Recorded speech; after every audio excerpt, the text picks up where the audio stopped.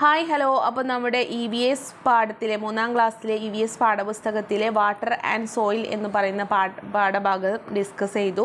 അതിൻ്റെ ആക്ടിവിറ്റീസ് നമ്മൾ മുന്നത്തെ വീഡിയോസിൽ ഡിസ്കസ് ചെയ്ത് വെച്ചിട്ടുണ്ട്. അതിൻ്റെ ബാക്കി ഭാഗം പാർട്ട് 2 ആയിട്ടാണ് ഈ ഒരു വീഡിയോ ഞാൻ ചെയ്യുന്നത്. അതിൽ നമ്മൾ വാട്ടറിനെ കുറിച്ചിട്ടും സോയിലിനെ കുറിച്ചിട്ടൊക്കെയാണ് പഠിച്ചുകൊണ്ടിരിക്കുന്നത്. ഇനി അതിലെ അടുത്ത ഭാഗമാണ് വാട്ടർ പ്യൂരിഫിക്കേഷൻ. എന്താണ് വാട്ടർ പ്യൂരിഫിക്കേഷൻ എന്ന് പറഞ്ഞാൽ? വാട്ടർ എന്താണ് തെളിയിപ്പിക്കുക, അതാണ് purification. How does the muddy rain water go clean when it reaches the well? എന്താണ് ഈ റെയിൻ വാട്ടർ എന്താണ് മണ്ണിലെത്തിയിട്ട് അത് എന്താണ് മഡി വാട്ടറായി മാറും അല്ലേ? പക്ഷെ അത് കിണറിലെത്തുമ്പോൾ എങ്ങനെയാണ് തെളിഞ്ഞ വാട്ടറായിട്ട് മാറുന്നത് എന്നാണ് ചോദിച്ചിട്ടുള്ളത്. A part of the rain water seeps in to the soil. ഈ റെയിൻ വാട്ടർ മണ്ണിലേക്ക് പതിക്കുമ്പോൾ അതെന്ത് അടിയിലേക്ക് പോകും അല്ലേ? മണ്ണിനടിയിലേക്ക് പോകുന്തോറും it filter down through the soil അല്ലേ? സോയിലിൻ്റെ അടിയിലേക്ക് പോകുന്തോറും അത് ഫിൽറ്റർ ആയിക്കൊണ്ടേയിരിക്കും. അതിലുള്ള മഡി എന്താണ് കലർന്ന അംശങ്ങളൊക്കെ അവിടെ പതിച്ച് അടിയിലേക്ക് തെളിഞ്ഞ വാട്ടർ ആയിക്കൊണ്ട് പോയിക്കൊണ്ടിരിക്കും. This becomes ground water and reaches the well and other water source. ഈ വെള്ളമാണ് നമ്മളെ അടിഭൂമിക്കടിയിലുള്ള വാട്ടർ സോഴ്സായ വെല്ലിലും മറ്റു എന്താണ് ബോർവെൽ അങ്ങനെയുള്ള സോഴ്സുകളിലൊക്കെ എത്തുന്നത്. The water becomes clear when it filter down through the soil. അങ്ങനെ അടിയിലേക്ക് പോകുന്തോറും ആ വെള്ളം മണ്ണിനടിയിലേക്ക് പോകുന്തോറും അത് തെളിഞ്ഞ വെള്ളമായിട്ട് ഫിൽറ്റർ ആയിട്ടാണ് നമ്മളെ ഈ വാട്ടർ സോഴ്സിലെല്ലാം എത്തുന്നത്. Turning muddy water into clear water. അതിനൊരു എക്സാമ്പിൾ ഇവിടെ കൊടുത്തിട്ടുണ്ട്. Take 3 coconut shell and make a hole each in them. 3 coconut shell എടുക്കുക, ചിരട്ടകൾ എടുക്കുക, എന്നിട്ട് അടിയിൽ ഹോൾ കൊടുക്കുക. Place cotton or clothes over the hole. Fill gravel, sand and coconut shell, charcoal it each of the shells. അങ്ങനെ ഓരോ ചിരട്ടയിലും first ചിരട്ടയിൽ എന്താണ് gravel എന്ന് പറഞ്ഞാൽ എന്താ ചരൽ നിറക്കുക. രണ്ടാമത്തെ ചിരട്ടയിൽ സാൻഡ് മണ്ണ് നിറക്കുക. മൂന്നാമത്തിൽ എന്താ ചാർക്കോളില്ലേ കരി, നമ്മൾ വിറകൊക്കെ കത്തിച്ച കോക്കനട്ട് ഷെല്ലൊക്കെ കത്തിച്ചതിൻ്റെ കരി കൊടുക്കുക. എന്നിട്ട് ഇതാ ചിത്രത്തിൽ കാണുന്നത് പോലെ arrange it over A glass as shown in the picture. Now pour muddy water into coconut shell at the top. എന്നിട്ട് അതിലേക്ക് വെള്ളം ഒഴിച്ച് നോക്കുമ്പോൾ എന്താണ് നിങ്ങൾക്ക് കിട്ടുന്നത് എന്നാണ് ഈ ചിത്രത്തിൽ പറഞ്ഞിട്ടുള്ളത്. കണ്ടില്ലേ? ലാസ്റ്റ് അടിയിൽ ഗ്ലാസ്സിൽ എന്തായി തെളിഞ്ഞ വെള്ളമായിട്ട് വന്നു അല്ലേ? The muddy water will become pure water. Muddy water എന്തായി പ്യുവർ വാട്ടർ ആയിട്ട് നമുക്ക് ഗ്ലാസ്സിൽ കിട്ടി. എന്നിട്ട് നിങ്ങളെ എൻവയോൺമെൻറ്റൽ സയൻസ് ഡയറിയിൽ എഴുതാൻ പറഞ്ഞിട്ടുണ്ട്. The same method is used to filter water in the rain water tank. ഇതേ മെത്തേഡ് തന്നെയാണ് റെയിൻ വാട്ടർ ടാങ്കിൽ മഴവെള്ള സംഭരണികളിൽ ഉപയോഗിക്കുന്നത്. Different types of water purifiers are used in institutions and homes. Sea water is purified and used as drinking water in some countries which serve pure water storage. The water received in home from public water supply system is collected from water sources and purified. ഇതേപോലെയാണ് പലതരത്തിലുള്ള purify ചെയ്തിട്ടുള്ള ഓരോ എന്താണ് നമ്മളെ ഇൻസ്റ്റിറ്റ്യൂഷനിലായാലും ഹോംസിലൊക്കെ ആയാലും ഇങ്ങനെയുള്ള രീതിയിലാണ് water purification നടത്തുന്നത്. മറ്റുള്ള വിദേശ കൺട്രീസിലൊക്കെ സീ വാട്ടർ പോലും പ്യൂരിഫൈ ചെയ്തിട്ട് ഇങ്ങനെ ഡ്രിങ്കിങ് വാട്ടറായിട്ട് ഉപയോഗിക്കുന്നുണ്ട്. കടലിലെ വെള്ളം ഇങ്ങനെ എന്ത് ചെയ്യും പ്യൂരിഫിക്കേഷൻ നടത്തിയിട്ട് ഡ്രിങ്കിങ് വാട്ടറായിട്ടൊക്കെ ഉപയോഗിക്കുന്നുണ്ട് എന്നാണ് പറയുന്നത്. In the importance of soil. ഇതുവരെ നമ്മൾ വാട്ടറിനെ കുറിച്ച് പഠിച്ചു അല്ലേ? ഇനി നമുക്ക് ഇമ്പോർട്ടൻസ് ഓഫ് സോയിൽ എന്ന് പറഞ്ഞാൽ എന്താ, മണ്ണിൻ്റെ ഇമ്പോർട്ടൻസ് എന്താണെന്ന് നോക്കാം.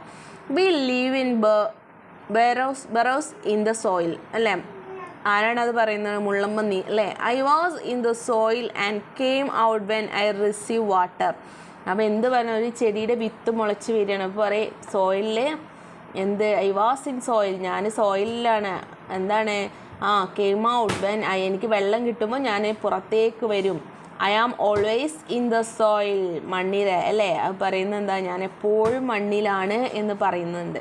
അപ്പോൾ ഡിഫറെൻ്റ് ആയിട്ടുള്ള ആനിമൽസിൽ മണ്ണിനടിയിൽ ജീവിക്കുന്ന ആനിമൽസ് ഉണ്ട്. പിന്നെ അതുപോലെ എന്താണ് വിത്ത്, നമ്മൾ എന്തെങ്കിലും വിത്തുകൾ ഇട്ടാൽ അത് മുളച്ച് വരണമെന്നുണ്ടെങ്കിൽ അതിന് മണ്ണ് വേണം.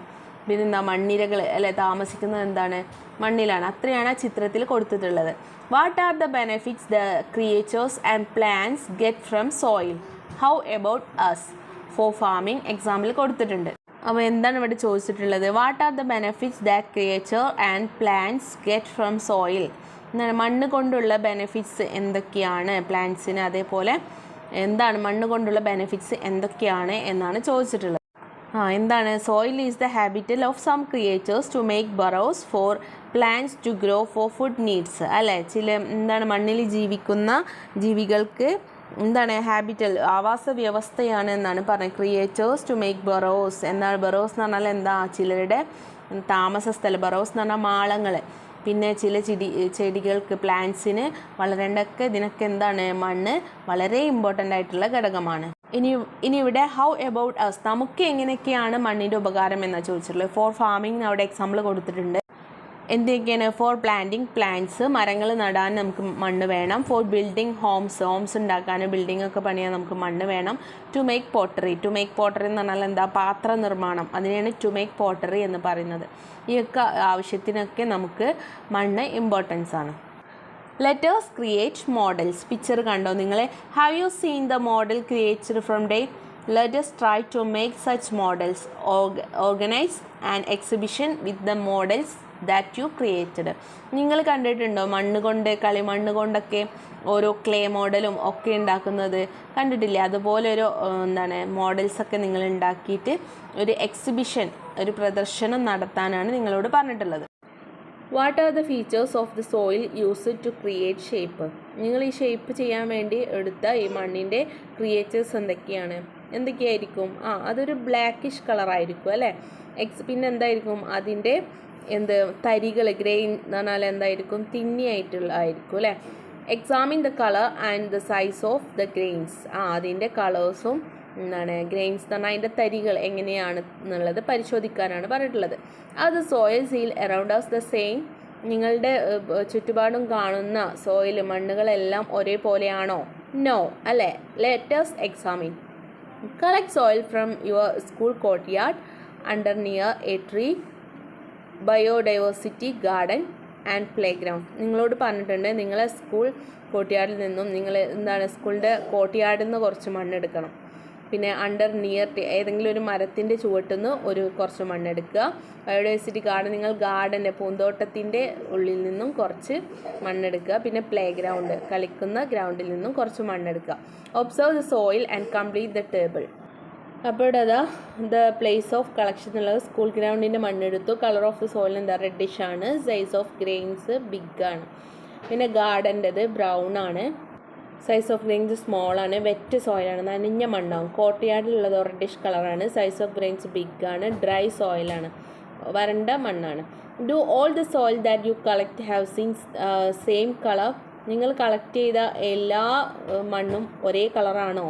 No. Are they different in the size of grains? Yes അല്ലേ. ഡിഫറൻസ് ഗ്രെയിൻസ് അല്ലേ നമുക്ക് കിട്ടിയത്. സൈസ്, മണൽത്തരികളെല്ലതും ഒരേപോലെയാണോ? അല്ല, ചിലത് വലുതാണ്, ചിലത് ചെറുതാണ് അല്ലേ. Write the finds in your environmental science diary. നിങ്ങൾ സയൻസ് ഡയറിയിൽ എഴുതാനാണ് പറഞ്ഞിട്ടുള്ളത്. The story of the soil.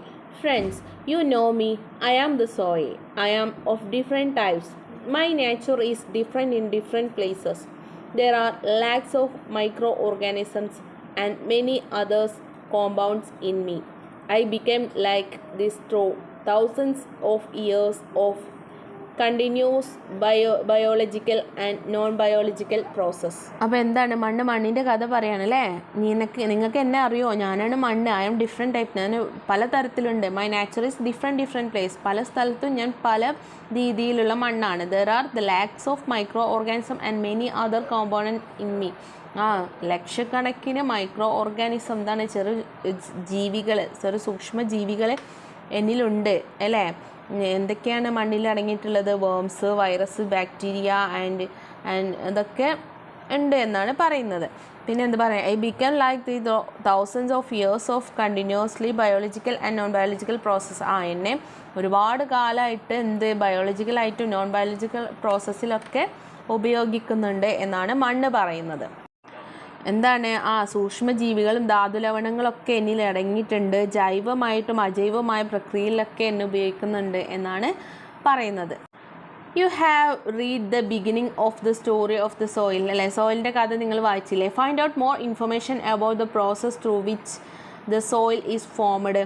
കൂടുതൽ കാര്യങ്ങൾ നിങ്ങൾ ഇൻഫോം ചെയ്യുക, എന്താണ് അന്വേഷിക്കുക, മണ്ണിനെ കുറിച്ചിട്ടും അത് ഇൻഫോം ചെയ്യുന്നത് എന്തൊക്കെ കാര്യങ്ങളാണെന്നുള്ളത്. ഡിസ്കസ് വിത്ത് യുവർ ഫ്രണ്ട്സ്, നിങ്ങളെ ഫ്രണ്ട്സുമായിട്ട് ഡിസ്കസ് ചെയ്യുക. Complete the story of the soil and write in your environmental science diary. എന്നിട്ട് നിങ്ങൾ സോയിലിനെ കുറിച്ച്, മണ്ണിനെ കുറിച്ച് കൂടുതൽ വിവരങ്ങൾ ശേഖരിച്ചിട്ട് നിങ്ങൾ സ്കൂളിലെ ലൈബ്രറിയിൽ നിന്നും റീഡ് ചെയ്തിട്ടൊക്കെ, ബുക്കൊക്കെ റീഡ് ചെയ്തിട്ട് കൂടുതൽ കാര്യങ്ങൾ എൻവയോൺമെൻറ്റൽ സയൻസ് ഡയറിയിൽ ഉൾപ്പെടുത്താനാണ് പറഞ്ഞിട്ടുള്ളത്. Within the soil, which are the creatures that live within the soil, try to write it. ഏതൊക്കെ ക്രിയേച്ചേഴ്സാണ് മണ്ണിൽ ജീവിക്കുന്നത്? Worms, virus, bacteria, antlion. അല്ലേ, ആൻറ്റിലിയൻ എന്ന് പറഞ്ഞാൽ എന്താ? കുഴിയാന. ഇതെല്ലാം ഇങ്ങനെയുള്ള സൂക്ഷ്മജീവികളെല്ലാം മണ്ണിൽ ജീവിക്കുന്നുണ്ട്. Observe the soil in your school surroundings using a hand lens. നിങ്ങളെ സ്കൂളിന് ചുറ്റുമുള്ള മണ്ണ് പരിശോധന നടത്തിയിട്ട് which creatures were you able to find, നിങ്ങൾക്ക് ഏതെല്ലാം ക്രിയേച്ചറെ കണ്ടെത്താൻ പറ്റി എന്നുള്ളത് എഴുതാനാണ് പറഞ്ഞിട്ടുള്ളത്. സ്വാഭാവികമായിട്ട് എന്തൊക്കെ ഉണ്ടാവും? വേംസ് ഉണ്ടാവും, എർത്ത് വേം ഉണ്ടാവും, ആൻറ്റിലിയൻ ഉണ്ടാവും. അല്ലേ? Where do they get the food? അവർക്ക് എവിടെ നിന്നാണ് ഫുഡ് കിട്ടുന്നത്? Water and the air that they need. അവർക്ക് വാട്ടറും വെള്ളവും ആവശ്യമുണ്ടോ? നമുക്ക് നോക്കാം അടുത്ത ഭാഗം എന്താണെന്ന്. Let us some experiment to find this out. Air in the soil, മണ്ണിൽ വായു ഉണ്ടോ എന്നുള്ള പരീക്ഷണമാണ്. Is there air in the soil? അല്ലേ, എയർ ഉണ്ടോ സോയിലിൽ, മണ്ണിൽ? How can we find out? അതെങ്ങനെയാണ് നമുക്ക് കണ്ടെത്താം? Take some dried ക്ലംസ് of soil. നിങ്ങൾ മണ്ണ് കട്ടകൾ കുറച്ചെടുക്കുക. ഡ്രൈ, ഉണങ്ങിയിട്ടുള്ള മൺകട്ടകൾ എടുക്കുക. Take some water in a glass.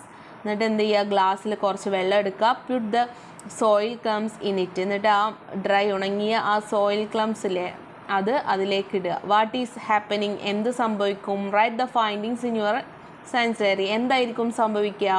V can see bubbles in the glass. അല്ലേ, ആ ഗ്ലാസ്സിന് ചുറ്റും ബബിൾസ്, മുകളിലേക്ക് ബബിൾസ് വരുന്നത് കാണാം. അപ്പോൾ അത് എയർ, സോയിലിൽ എയർ ഉണ്ട് എന്നുള്ളതിൻ്റെ ഒരു തെളിവായിട്ടാണ് ആ ബബിൾസ് വരുന്നത്. ഇനി വാട്ടർ ഇൻ ദ സോയിൽ, സോയിലിൽ മണ്ണുണ്ടോ? അല്ല, മണ്ണിൽ വാട്ടർ ഉണ്ടോ എന്ന് എങ്ങനെ പരീക്ഷിക്കാം? Are there traces of water in the soil? How can we find out? എങ്ങനെ നമുക്കത് പരീക്ഷിക്കാം?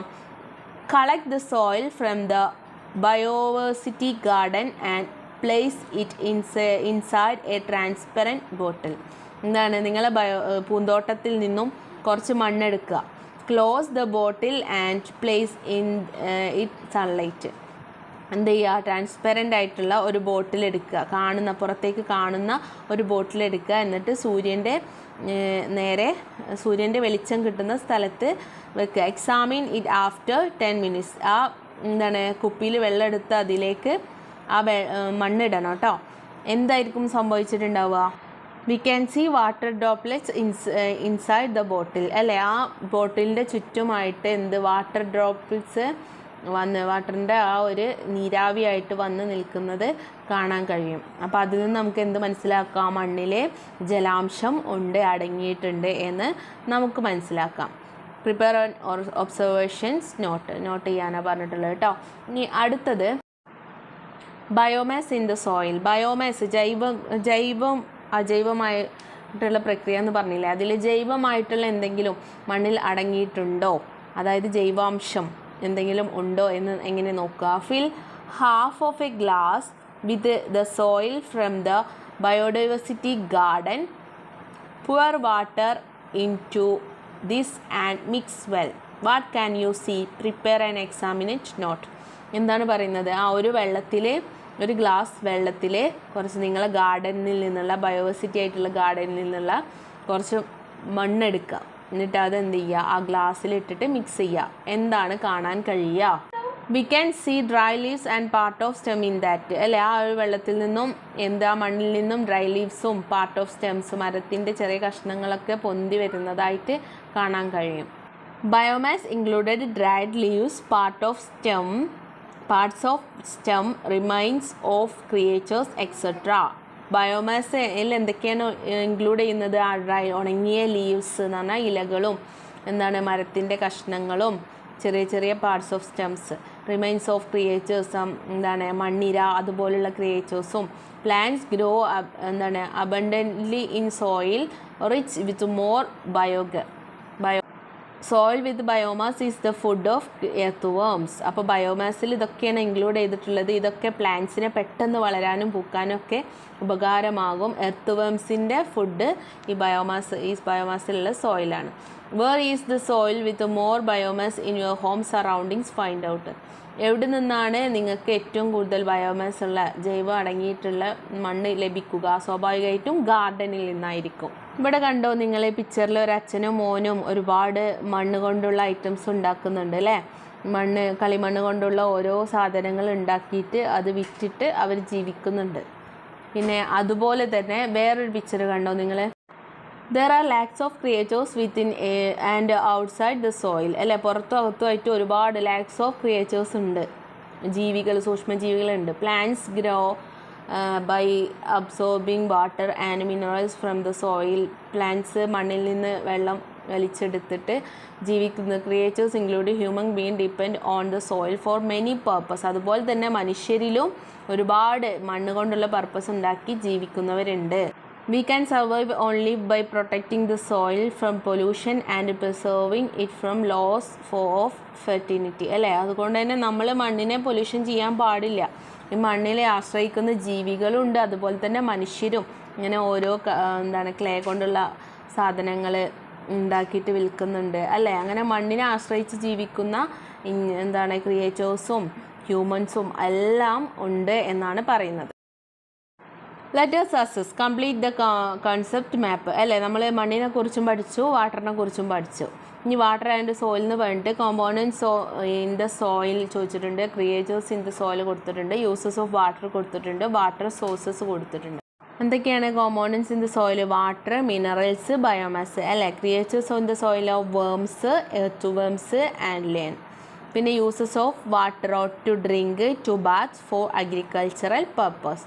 വാട്ടർ സോഴ്സ് എവിടെ നിന്നൊക്കെയാണ്? Well, borewell, river. ഇനി അടുത്ത question. Kuttan and his friends reached the river side to play. റിവറിൻ്റെ അടുത്തേക്ക് കുട്ടനും ഫ്രണ്ട്സും കളിക്കാൻ വേണ്ടി വന്നു. They threw the sweet wrappers in to the water. അവർ വെള്ളത്തിലേക്ക് എന്ത് ചെയ്തു? മിഠായി കഴിച്ചിട്ട് ആ പ്ലാസ്റ്റിക് കവറ് വെള്ളത്തിലേക്ക് ഇട്ടു, പുഴയിലേക്ക് ഇട്ടു. A fish from the river told them. അപ്പോൾ ഒരു ഫിഷ് അവരോട് പറഞ്ഞു. എന്താ പറഞ്ഞത്? The river is important to us just as your home to you. നിങ്ങൾക്ക് വീട് എങ്ങനെയാണോ അതുപോലെയാണ് ഞങ്ങൾക്ക് റിവർ എന്ന് ആ മീൻ പറഞ്ഞു. Do you agree with this opinion? ഈ ഒരു ഒപ്പീനിയനോട് നിങ്ങൾ യോജിക്കുന്നുണ്ടോ? നിങ്ങൾ എഗ്രി ചെയ്യുന്നുണ്ടോ? Why? What should we do to protect the water sources എന്നാണ് ചോദിച്ചിട്ടുള്ളത്. അപ്പോൾ എന്താണ്? Yes, I completely agree. ഞാൻ ഇതിനോട് യോജിക്കുന്നു. Rivers and ponds are the homes of fishes. റിവേഴ്സും പോൺസൊക്കെ എന്താണ്? ഫിഷസിൻ്റെ വീടാണ്. They live there. അവരവിടെയാണ് ജീവിക്കുന്നത്. When we throw plastic into water sources it will be a big threat to the life of fishes. അല്ലേ? നമ്മൾ അവർ ജീവിക്കുന്ന ഇതിലേക്ക്, അവരെ ഹോമിലേക്ക് പ്ലാസ്റ്റിക് എന്നൊക്കെ വലിച്ചെറിഞ്ഞാൽ എന്തോ ഒരു ജീവന് ഭീഷണിയാണ്. അപ്പോൾ അതിനെതിരെയായിട്ട് നമ്മൾ എന്ത് ചെയ്യണം? അങ്ങനെ ചെയ്യുന്നവർക്കെതിരായിട്ട് എന്ത് ചെയ്യണം? ബോധവൽക്കരണ ക്ലാസ്, അതുപോലെ പ്ലക്കാർഡ്സ്, അതിനെതിരെ ആയിട്ട് പ്രവർത്തിക്കാനുള്ള ഓരോ ക്ലാസ്സും കാര്യങ്ങളൊക്കെ നടത്തുക. അങ്ങനെയുള്ള ബോധവൽക്കരണ ക്ലാസ്സുകളൊക്കെ നടത്തുക, പ്ലക്കാർഡ്സ് ഉണ്ടാക്കുക, പോസ്റ്റർ നിർമ്മിക്കുക. ഇതൊക്കെ ചെയ്ത് നമുക്ക് ഇതിനെതിരെയായിട്ട് പ്രവർത്തിക്കാൻ സാധിക്കും. അപ്പോൾ ഇത്രയാണ് നമ്മളെ ആക്ടിവിറ്റീസ് ഉള്ളത്. അപ്പോൾ അടുത്ത വീഡിയോയുമായിട്ട് കാണാം. എല്ലാവർക്കും ബൈ ബൈ.